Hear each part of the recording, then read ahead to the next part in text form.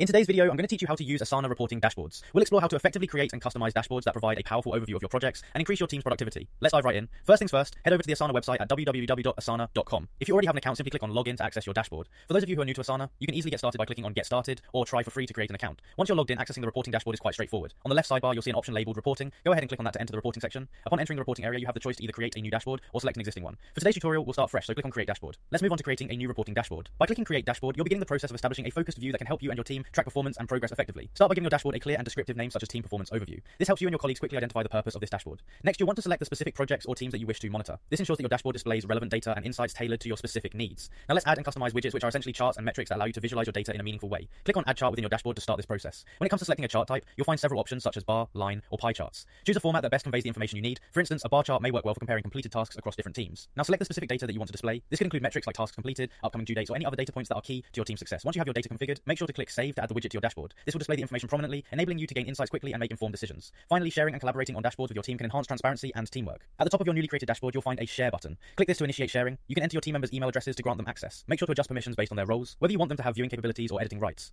And there you have it. You've successfully created, customized, and shared an Asana reporting dashboard. This tool can transform how you and your team approach project management and performance tracking. Happy organizing, and may your project be successful and your teams productive.